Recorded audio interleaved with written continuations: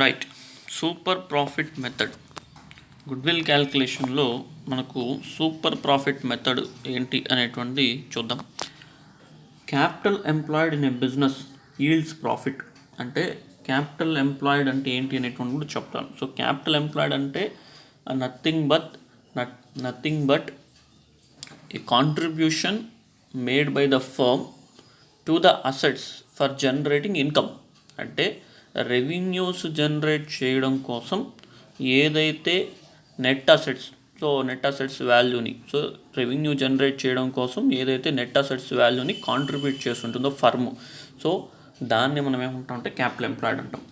Some of the enterprises earn more profit while others earn less profit or incur losses on the same amount of capital employed. అంటే కొన్ని firms ఎక్కువ profits earnings చేయడం జరుగుతుంది, కొన్ని firms తక్కువ profits earnings చేయడం జరుగుతుంది. But same level of capitals ఉంటాయి. So level of capitals same ఉన్నప్పటికీ కూడా ఎర్నింగ్స్ మాత్రం డిఫరెన్షియేషన్ ఉంటుంది. So when a similar type of business earns profit in a certain percentage of the capital employed it is called normal return. అంటే దాని అర్థం ఏంటంటే when a similar type of business earns profit, so అదే రకమైనటువంటి business profit అనేటువంటిది earn చేసినప్పుడు certain పర్సంటేజ్తో, so అప్పుడు దాన్ని మనం ఏమంటే నార్మల్ రిటర్న్స్ అంటాం. అంటే నార్మల్ రిటర్న్ అంటే ఏంటి అంటే నార్మల్గా ఇన్వెస్ట్మెంట్ పెట్టినప్పుడు అది ఆ క్యాపిటల్ ఎంప్లాయిడ్ ఏదైతే ఉంటుందో ఆ క్యాపిటల్ ఎంప్లాయిడ్ పైన వచ్చేటువంటి రిటర్న్స్ని మనం నార్మల్ రిటర్న్స్ అని పిలవడం జరుగుతుందన్నమాట.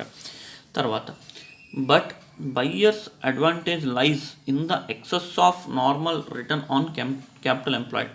కానీ బయ్యర్ అంటే ఎవరైతే బై చేస్తూ ఉంటాడో అంటే బిజినెస్ని కొంటాడు కదా, బిజినెస్ని కొనేటువంటి వ్యక్తి ఇక్కడ గుడ్విల్ అనేటువంటిది ఎట్లా లెక్కలోకి తీసుకుంటారు అని అంటే నార్మల్ రిటర్న్స్ ఏదైతే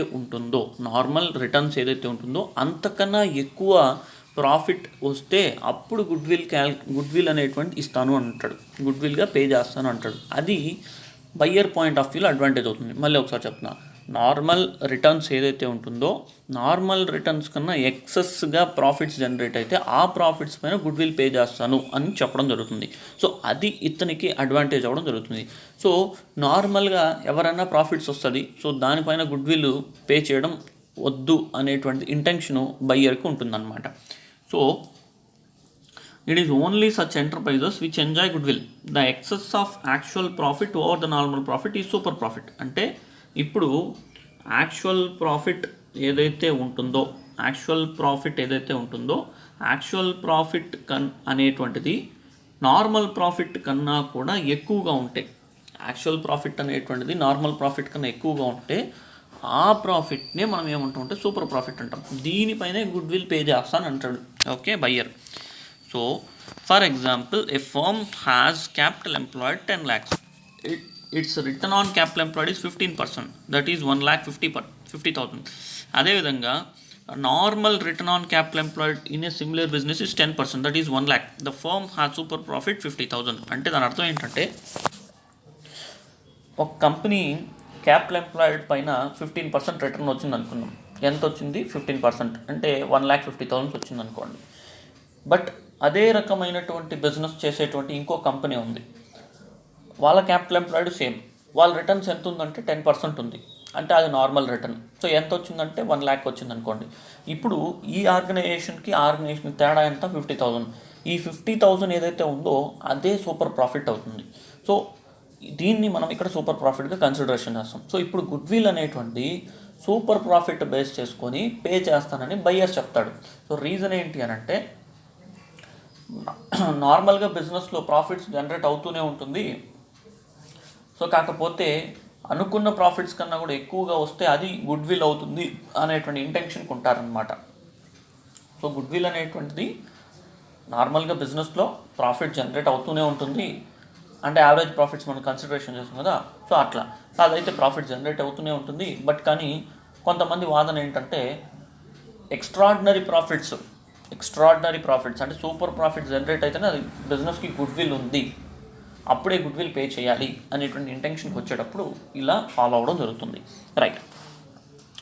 సో ఇప్పుడు మనకు సూపర్ ప్రాఫిట్ పైన గుడ్విల్ ఫార్ములా చూద్దాం. ఫస్ట్ థింగ్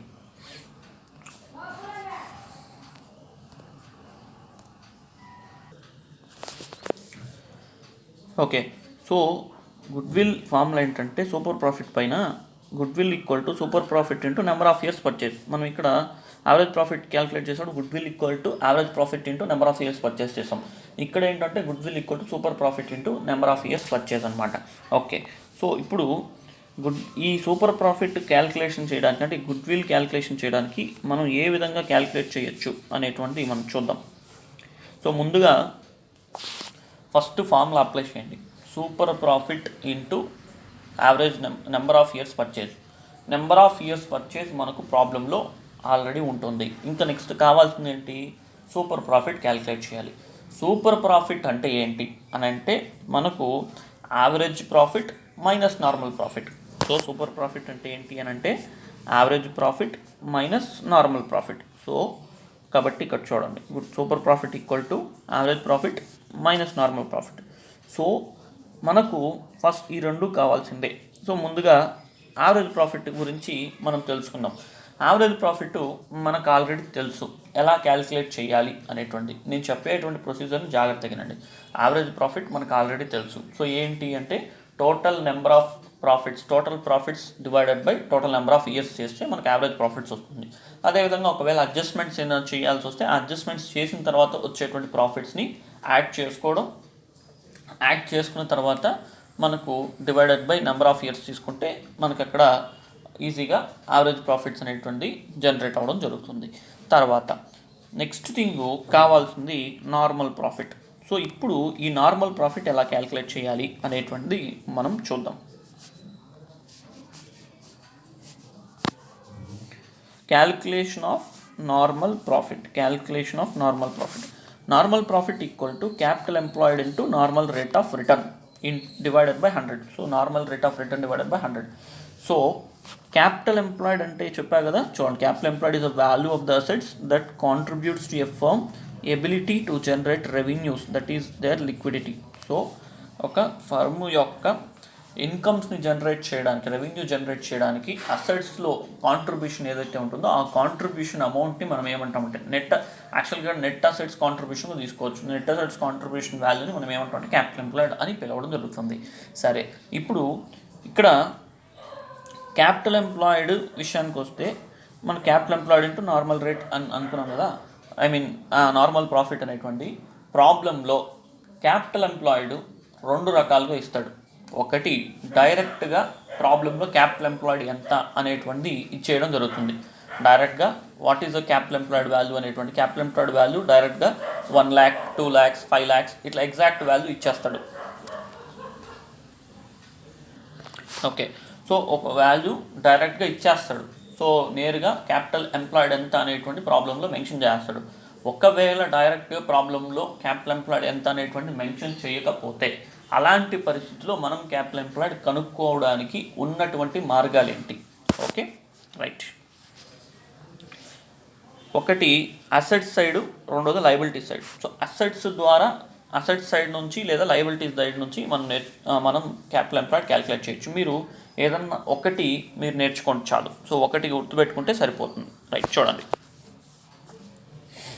ఇప్పుడు ఇక్కడ capital employed equal to total assets minus out side liabilities.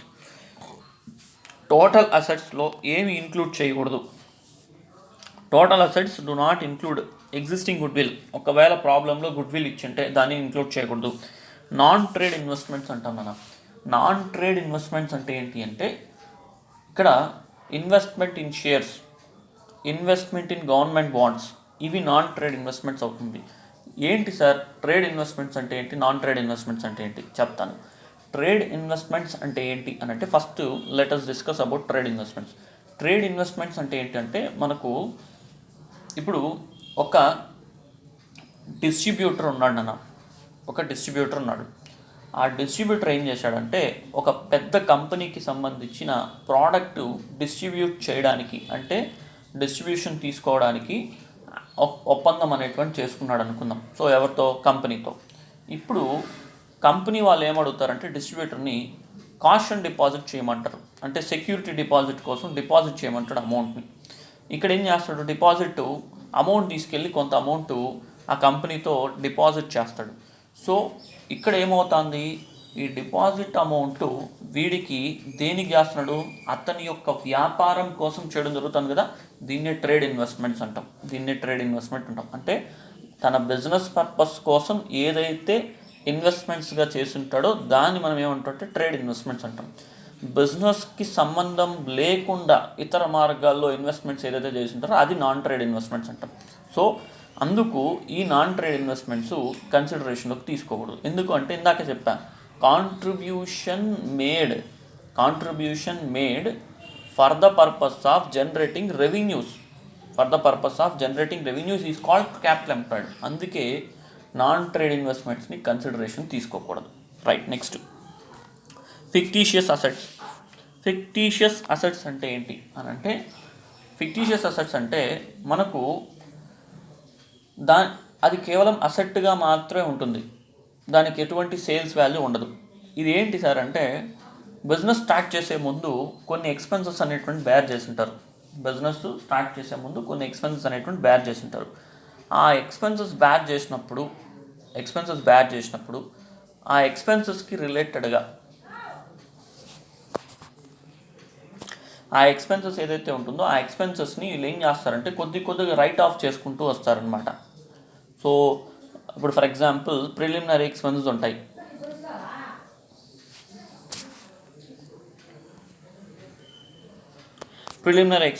నాన్న. సో ప్రిలిమినరీ ఎక్స్పెన్సెస్ ఏం చేస్తారంటే బిజినెస్ స్టార్ట్ చేసే ముందు ఆ ఎక్స్పెన్సెస్ హెవీగా పెట్టుంటారు. ఆ ఎక్స్పెన్సెస్ని ఏం చేయాలంటే కొద్దిగా మనం ఏం చేయాలంటే డిడక్ట్ చేసుకుంటా రావాలి. సో అదేవిధంగా advertisement suspense account. So advertisement suspense అంటే ఏంటంటే హెవీ అడ్వర్టైజ్మెంట్ పెట్టింటారు. హెవీ అడ్వర్టైజ్మెంట్ ఒకేసారి మనం ఫైనల్ అకౌంట్స్లో అంటే ప్రాఫిట్ అండ్ లాస్ అకౌంట్లో ఎక్స్పెన్స్గా రికార్డ్ చేయకూడదు. సో అలాంటి వాటిని మనం ఇక్కడ ఏం చేయాలి అని అంటే అడిషనల్గా ఈ ఫిక్టీషియస్ అసెట్స్లో ఇంక్లూడ్ చేయడం జరుగుతుంది. సో ఇవేంటి అనేటువంటి చెప్తాను.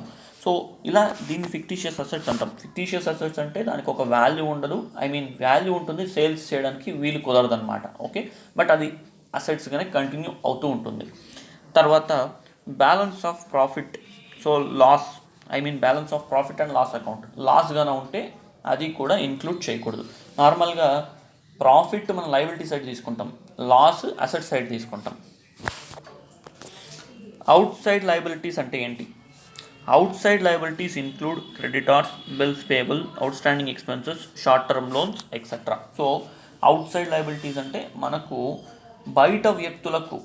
బయట వ్యక్తులకు చెల్లించేటువంటి అమౌంట్ని ఇక్కడ మనం అవుట్ సైడ్ లయబిలిటీస్గా మనం చెప్పుకోవచ్చు. సో ఈవెన్ బ్యాంక్ లోన్ కూడా అవుట్ సైడ్ లయబిలిటీ అవుతుంది. ఎందుకు అంటే బ్యాంక్ లోన్ ఇక్కడ నుంచి చూడండి, షార్ట్ టర్మ్ లోన్స్ అని. సో ఈవెన్ బ్యాంక్ లోన్స్ కూడా మనకేమవుతుందంటే అవుట్ సైడ్ లయబిలిటీ అవుతుందన్నమాట. సో ఎందుకు అంటే అది ఏమంటాం, ఇన్సైడర్స్ లయబిలిటీ అంటే in the form of ownership. ఇప్పుడు share capital, preference share capital, equity share capital, debentures, ఇవంతా కొంతవరకు ఇన్సైడర్ లయబిలిటీగా కన్సిడరేషన్ చేసుకోవచ్చు. అంటే ఒక ఓనర్షిప్ పాయింట్ ఆఫ్ వ్యూలో ఉన్నటువంటి వాళ్ళకు పే చేయాల్సినటువంటి లయబిలిటీస్గా మనం కన్సిడరేషన్ చేసుకోవచ్చు అనమాట. సో మిగిలినన్నీ కూడా అవుట్ సైడ్ లయబిలిటీస్ కిందకి వెళ్తుంది. సో మోస్ట్లీ ఇవే వస్తాయి, don't worry. Right, next. So ఇట్లా మనం ఈ క్యాపిటల్ ఎంప్లాయిడ్ని అసెట్ సైడ్ క్యాలిక్యులేట్ చేసుకోవచ్చు. లయబిలిటీ సైడ్ విషయానికి వస్తే capital employed equal to share capital plus reserves. Free reserves అంటే ఫ్రీ రిజర్వ్స్ అని అన్నాడు ఎందుకంటే పర్టికులర్గా స్పెషల్ రిజర్వ్స్ కాకుండా, స్పెషల్ రిజర్వ్స్ అంటే రిజర్వ్ ఫర్ బిల్డింగ్ అని, రిజర్వ్ ఫర్ ఎక్విప్మెంట్ అని ఇట్లాంటివి లేకుండా ఉంటే దాన్ని మనం ఏమంటామంటే ఫ్రీ రిజర్వ్స్ అంటాం. Plus profits minus non trade investments minus fictitious assets. So fictitious అసెట్స్లో ఏమేమి వస్తాయి అనేటువంటి మనం ఒకసారి గమనిద్దాం. సో ఇలా లయబిలిటీ సైడ్ అప్రోచ్ అయితే అప్పుడు క్యాపిటల్ ఎంప్లాయిడ్ క్యాలిక్యులేట్ చేసుకోవచ్చు. సో మీరు బెటర్ అసెట్ సైడ్ తీసుకోండి. సో అసెట్ సైడ్ అనేటువంటి బెస్ట్ ఆప్షన్. తర్వాత ఇప్పుడు మనకు క్యాపిటల్ ఎంప్లాయిడ్ వచ్చినప్పుడు సో ఇంకా నార్మల్ ప్రాఫిట్. సో ఇక్కడ నార్మల్ ప్రాఫిట్ క్యాలిక్యులేట్ చేయడం కోసమే క్యాపిటల్ ఎంప్లాయిడ్ అనేటువంటి చూస్తున్నాం. సో క్యాపిటల్ ఎంప్లాయిడ్ వచ్చిన తర్వాత నార్మల్ ప్రాఫిట్ ఆటోమేటిక్ క్యాలిక్యులేట్ చేసుకోవచ్చు. సో రైట్, ఇది. తర్వాత యావరేజ్ క్యాపిటల్ ఎంప్లాయిడ్ అంటే ఏంటి అనేటువంటి చూద్దాం. Average capital employed can be used to calculate the normal profit. అంటే కొన్ని సందర్భాల్లో క్యాపిటల్ ఎంప్లాయిడ్ని యావరేజ్ క్యాపిటల్ ఎంప్లాయిడ్గా కన్సిడరేషన్ చేస్తారు. ఎందుకు అలా తీసుకోవాల్సి వస్తుంది, కారణం ఏంటి అని అంటే, ఇక్కడ మనకు ప్రాఫిట్స్ అనేటువంటి వస్తూ ఉన్నప్పుడు opening capital employed closing capital employed ఏమవుతుందంటే చేంజ్ అవుతూ ఉంటుంది. ప్రాఫిట్స్ వస్తున్నప్పుడు opening capital employed closing capital employed change అవుతుంది. సో కాబట్టి ఆ ఉద్దేశంతో ఆ రెండిటి యొక్క కాంబినేషన్, అంటే రెండింటిని యావరేజ్ చేసుకొని దానిపైన నార్మల్ ప్రాఫిట్ కన్సిడరేషన్ చేయడం జరుగుతుంది అనమాట. ఓకే, సో అందుకే average capital employed equal to opening capital employed plus closing capital employed by 2. So లేదా closing capital employed minus half current years profit minus half current years drawings. Closing capital employed minus half current years profits minus half current years drawings.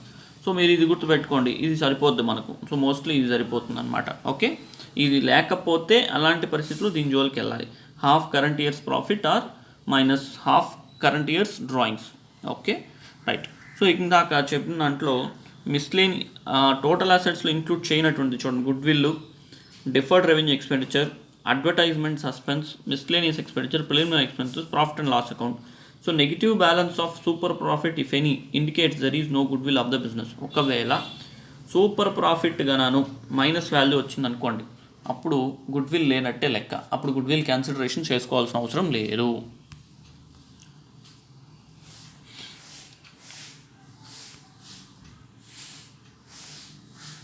Right. So illustration చూద్దాం. సో ఒక problem, year ఇక్కడ profits ఇచ్చాడు, తర్వాత capital employed or capital investment of the firm 80,000. So capital employed directly given. Normal rate of returns, so normal rate ఎంత అంటే 10%. Calculate the value of goodwill on the basis of 2 years purchase of average profits for the last 4 years.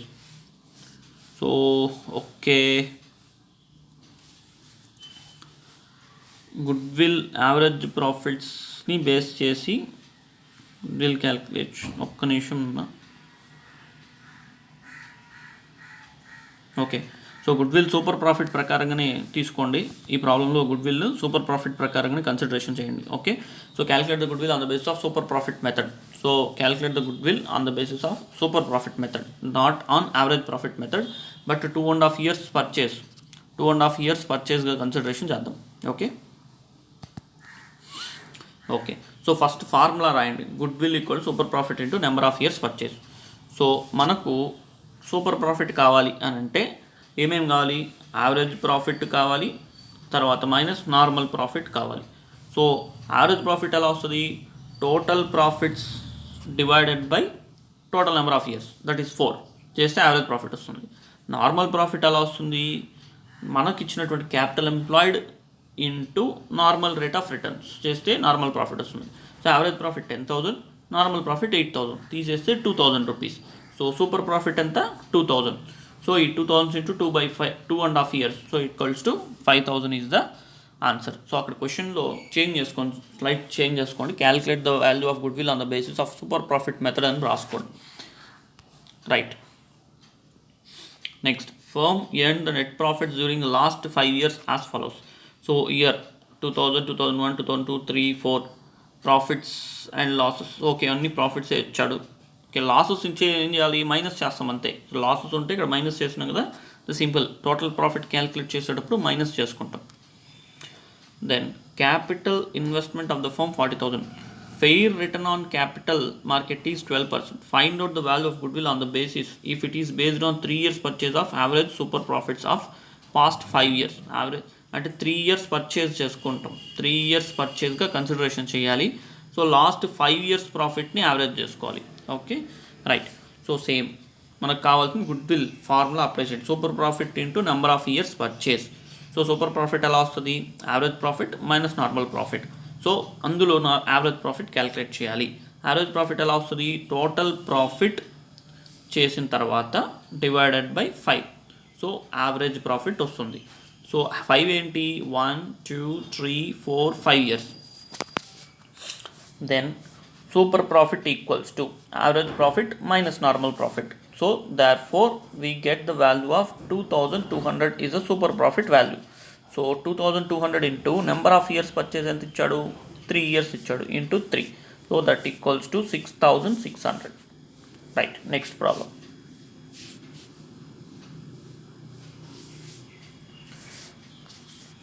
On January 1st, 2010, business firm had assets of 1,50,000, including cash of 10,000. The partners' capital account showed a balance of 12,000. Reserves constituted the rest. So reserves constituted the rest. If the normal rate of return is 10% and the goodwill of the firm is valued 48,000. So at 4 years purchase of super profit method. So find the average profits of the firm. So ఇక్కడ ఏం calculate చేయమన్నాడు అని అంటే average ప్రాఫిట్ని కనుక్కోమన్నాడు. Okay, ఎలా చేయాలి చూద్దాం. Right, so ఇప్పుడు మనకు ఇక్కడ క్వశ్చన్ యావరేజ్ ప్రాఫిట్ క్యాలిక్యులేట్ చేయడం. సరే చూద్దాం. గుడ్విల్ వచ్చేసి మనకు 48,000 ఇచ్చాడు, దేని బేస్ చేసుకొని సూపర్ ప్రాఫిట్ మెథడ్ ప్రకారంగా. సో ఇప్పుడు దాన్ని అప్లై చేద్దాం. Goodwill equal to super profit into number of years purchase. So goodwill equals to super profit into number of years purchase. So super profit ఎంత ఇచ్చాడు ప్రాబ్లంలో, గుడ్విల్ ఎంత ఇచ్చాడు, 48,000 ఇచ్చాడు. సూపర్ ప్రాఫిట్ తెలియదు మనకు. Number of years purchase into 4. Okay, ఇప్పుడు దీన్ని బేస్ చేసుకొని సూపర్ ప్రాఫిట్ ఒకవైపు, ఈ రెండు ఒకవైపు, 48,000 4 ఒకవైపు తీసుకున్నాం. సో 48,000 డివైడెడ్ బై 4 అవుతుంది, ఎందుకంటే ఇక్కడ మల్టిప్లై చేస్తాం కాబట్టి ఇప్పుడు మనకు డివిజన్ అవుతుంది. So divided by 4, that equals to 12,000 is super profit. సరే, నార్మల్ ప్రాఫిట్ చూద్దాం. నార్మల్ ప్రాఫిట్కి capital employed into normal rate of return. Capital employed ప్రాబ్లంలో డైరెక్ట్గానే ఇచ్చి ఉండొచ్చు, ఇవ్వకపోయి ఉండవచ్చు. సో ఇప్పుడు మన ఈ ప్రాబ్లంలో క్యాపిటల్ ఎంప్లాయిడ్ డైరెక్ట్గా ఇవ్వలేదు. సో ఏంటంటే అసెట్స్ ఇచ్చాడు అండ్ లయబిలిటీస్ ఇచ్చాడు. సో లయబిలిటీ ఓకే, అసెట్స్ ఇచ్చాడు, లయబిలిటీస్ ఇచ్చాడు. సో దీన్ని బేస్ చేసుకుని క్యాపిటల్ ఎంప్లాయిడ్ క్యాలిక్యులేట్ చేద్దాం. సో అసెట్స్లో టోటల్ అసెట్స్ మైనస్ కొన్ని fictitious assets, non trade investments, goodwill, ఇవి మైనస్ చేసుకోవాలి. దాంతోపాటు minus outsiders liability. So minus outsiders liabilities.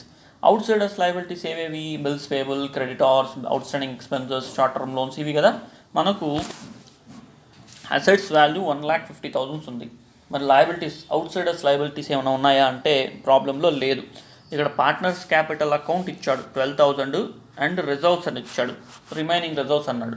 మనకు ఇక్కడ అవుట్ సైడర్స్ లయబిలిటీస్ లేదు. సో కాబట్టి ఈ 1,50,000 మనకి ఏమవుతుందంటే క్యాపిటల్ ఎంప్లాయిడ్ అవుతుంది. So 1,50,000 into 10/100 15,000. So normal profit వచ్చింది, సూపర్ ప్రాఫిట్ వచ్చింది. ఇంకా సింపుల్గా యావరేజ్ ప్రాఫిట్ క్యాలిక్యులేట్ చేయొచ్చు. Super profit equal to average profit minus normal profit. So 12,000 వచ్చి సూపర్ ప్రాఫిట్, యావరేజ్ ప్రాఫిట్ తెలియదు కాబట్టి అట్లే రాస్తున్నాం. సో నార్మల్ ప్రాఫిట్ వచ్చి 15,000.